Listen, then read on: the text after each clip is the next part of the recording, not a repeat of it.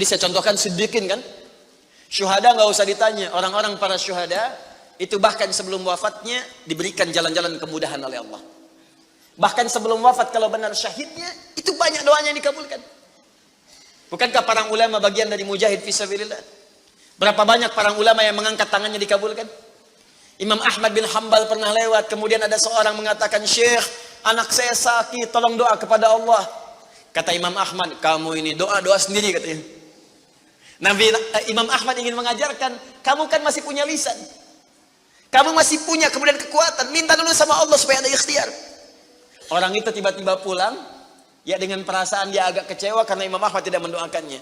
Ternyata ketika dia pulang, Imam Ahmad berdoa kepada Allah. Ya Allah, sembuhkan anak si fulan itu. Pulang, anaknya sembuh. Allahu Akbar. Ini doa ulama itu kalau benar kealimannya, kalau benar ilmunya dan khasyahnya kepada Allah, itu hujah di lisannya. Bahkan firasatnya nyata. Kadang dikasih dalam mimpi, kadang kemudian bermohon kepada Allah tanpa diketahui. Ada. Solihin juga demikian. Bahkan turun Quran surah ke-5 ayat 35. Ya. Paling kanan sebelah bawah. Ya ayyuhalladzina amanu taqullaha wabtaghu ilaihil wasilah. Hai orang-orang beriman, tingkatkan terus takwamu kepada Allah dan jadikan takwa itu sebagai wasilah untuk meminta kepada Allah dari apa yang engkau inginkan. Dan kalau Anda cari takwa di Quran, bentuknya amal soleh. Tidak pernah kalimat takwa disebutkan dalam Al-Quran kecuali pada umumnya akan menyebut amal soleh.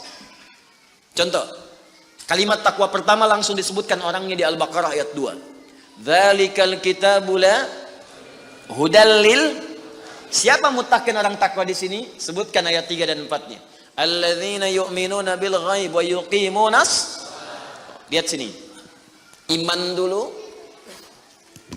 Iman baru kemudian salat. Masih ingat di pertemuan lalu? Sebuah amal menjadi soleh kalau didahului oleh apa? Iman.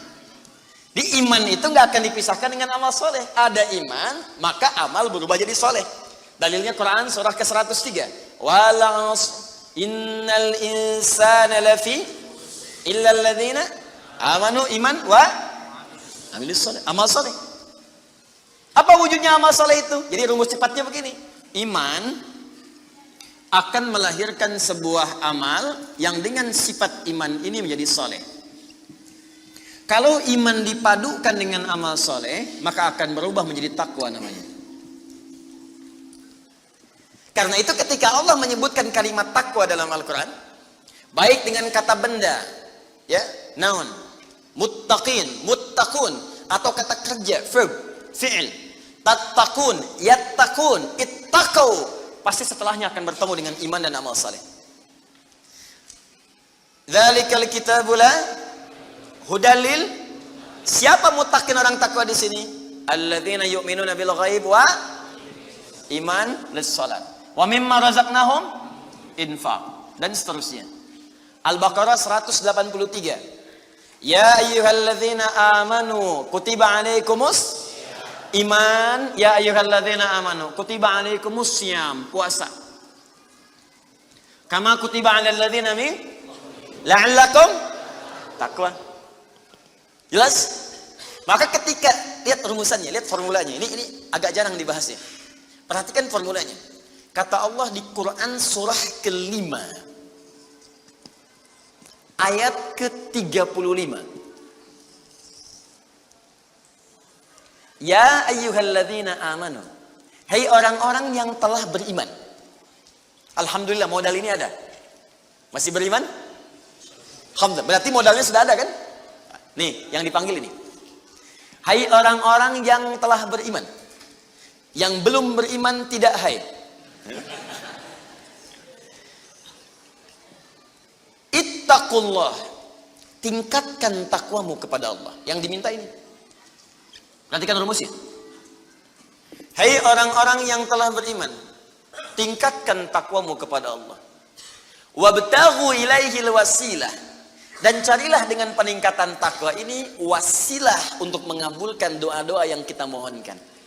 Jadi kalau kita ingin cepat dikabulkan doanya, dituntaskan persoalan hidupnya, maka kata Allah rumusnya tingkatkan apa? Takwa. Sekarang kita ingin tingkatkan takwa, apa rumusnya? Takwa itu formulanya iman plus. Nah, intinya di sini amal soleh. Jadi kalau kita kumpulkan amal soleh, kumpulkan, itu salah satunya ciri meningkatkan takwa. Kenapa takwa ditingkatkan? Untuk mengentaskan problem kehidupan kita. Bahkan nanti ada yang belum berdoa, saking tingginya takwanya, itu masalahnya diselesaikan oleh Allah tanpa dia meminta. Dalilnya Ustaz, Quran surah ke-65. Di akhir ayat kedua. Di akhir ayat kedua, di awal ayat ketiga. Wa may yattaqillaha yaj'al lahu makhraja wa yarzuqhu min haitsu la. Siapa yang mampu meningkatkan takwanya kepada Allah, salatnya meningkat dari yang fardu tambah sunnah. Amalan hartanya meningkat dari zakat tambah infak. Amalan Qurannya meningkat dari sekedar baca mulai kemudian tilawah atau mulai menghafalkannya. Amalan puasanya meningkat dari Ramadan mencari sunnah-sunnahnya. Tingkatkan. Maka pengertian persamaannya ya ja'allahu makhraja. Semakin meningkat takwanya, semakin aku tuntaskan semua persoalan kehidupannya. Jadi Bapak Ibu kayaknya nggak dapat masalah, padahal Anda tuh mengalami masalah sebetulnya. Cuman masalahnya sebelum dialami diringankan oleh Allah sehingga seakan-akan tak terasa. Ada yang langsung masalah dihadapkan di depannya. Tapi diberikan ketenangan dalam jiwanya. Sehingga perasaannya nikmat saja. Padahal sebelumnya tidak begitu. Macet, sebelumnya menghujat, kadang mencela, klakson gak berhenti. Ya, bikin status juga, langsung kasih komen negatif. Ya, Jakarta kesini banjir. Siapa gubernurnya? Misalnya nama. Apa solusinya? Ini begini, ini begitu. Apa solusinya? Apa ketenangan yang kita dapatkan? Tapi ada orang yang ketika dapat macet, tiba-tiba, Allahu Akbar. Dia cuma klik dengan satu tombol, klik keluar murotal. Alhamdulillah ya Allah, engkau kasih macet. Kalau enggak macet seperti ini, bagaimana aku kemudian mendekat kepadamu dengan mendengar murotal ini? Ternyata ketika macetnya 15 menit, hafal ayat 3 ayat. Selalu ada hikmah dalam kehidupan. Sedang zikir, ada yang berdoa, itulah yang dimaksudkan. Dientaskan persoalan, diberikan ketenangan, dan dipahamkan tentang nikmat yang diberikan. Ada orang yang minta dulu. Nah nanti orang soleh ini, solihin, itu diantara mereka bertawasul dengan amal solehnya. Ada yang sering bersolawat, tawasul dengan solawatnya. Ada yang sering infak, tawasul dengan infaknya. Bukankah kita pernah mendengar kisah yang sangat viral? Padahal masa itu belum ada media sosial. Tapi sampai kekinian sekarang. Kisah ini terjadi sangat lampau. Sampai sekarang lewat 15 abad masih viral, dibukukan. Perhatikan, kalau kita ikhlas, maka semua kisah kebaikan kita akan diangkat sampai di masa yang tidak batas. Sampai terjadi hari kiamat kembali kepada Allah Subhanahu wa ta'ala. Walaupun komunikasi alatnya tidak lengkap. Pernah dengar kisah 3 orang yang sedang berjalan, kemudian tiba-tiba ada hujan. Berlindung masuk ke sebuah gua. Begitu masuk di dalam gua itu, kisahnya sangat populer sekali. Sampai ada di Sahih Al-Bukhari, sampai sekarang sedang dikisahkan. 3 orang, laki-laki, sedang berjalan beraktivitas. Tiba-tiba datang hujan deras, berlindung masuk ke dalam sebuah gua. Ketika duduk di gua itu, tanpa sadar batu dari atas menggelinding, menutup ke dalam muka pintu gua itu. Pus, rap. Saking padatnya tidak meninggalkan celah yang cukup untuk mereka keluar. Akhirnya setelah reda, berusaha untuk mendorong. 3 orang, gak sanggup. 1 lemas, yang 2 dorong, makin gak sanggup. 1 lebih lemas, 1 orang dorong, ya sama betul-betul gak sanggup. 3 aja gak sanggup, 1 pengen dorong, gak bisa. Akhirnya yang paham rumus ini, dari 3 orang itu, mulai berkata kepada teman yang 2, ini mustahil kita bisa kemudian tuntaskan, kecuali kita bertawasul dengan amal soleh yang pernah kita kumpulkan dalam hidup. Jika kita sudah merasa tak mampu sebagai makhluk, maka ini tanda dari Allah untuk meminta kepada Khalik. Dan disinilah kita disadarkan oleh Allah pentingnya amal soleh. Maka kalau kita sudah merasa amal soleh kita bermanfaat, bahkan bisa dipakai dalam doa, nanti akan semakin semangat amal solehnya. Itu rumus Pak Bu. Di sekarang banyak orang itu tidak mengerti kenapa mesti beramal soleh. Karena itu ketika diminta beramal, malas. Maghrib sudah sholat, begitu isya adzan, Allahu Akbar, Allahu Akbar, ayo isya.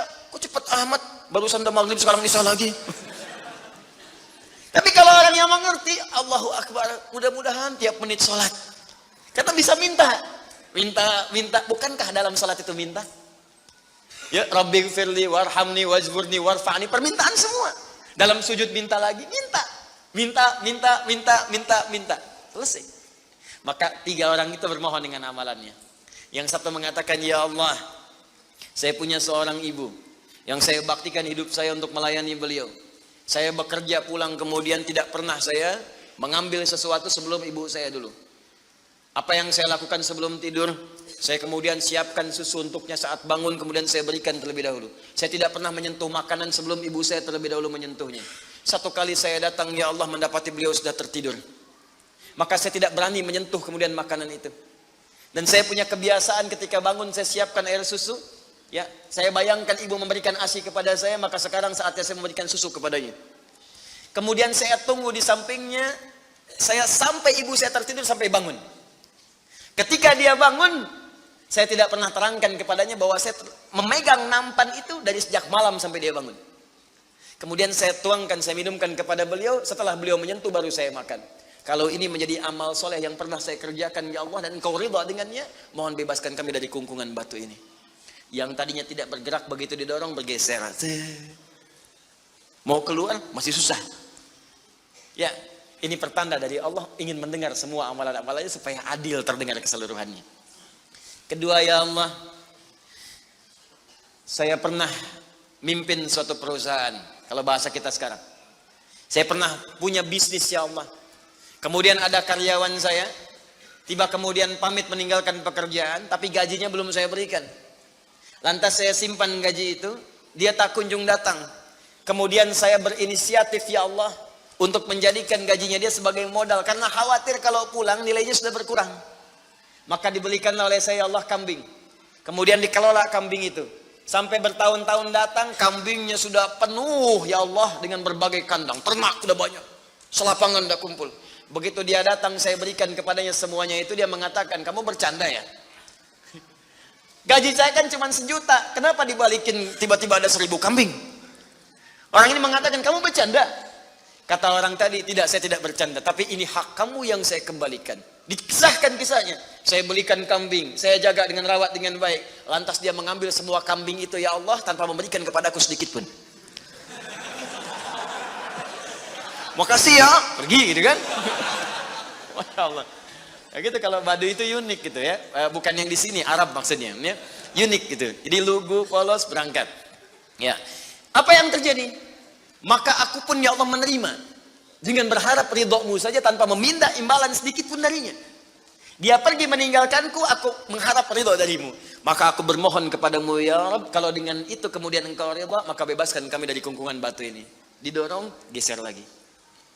Perhatikan bagian yang ketiga ini. Ini tidak mudah karena termasuk bagian dari dosa besar. Meninggalkan dosa besar mendatangkan anugerah yang berlimpah tanpa batas. Ya Allah, dulu aku seorang rentenir.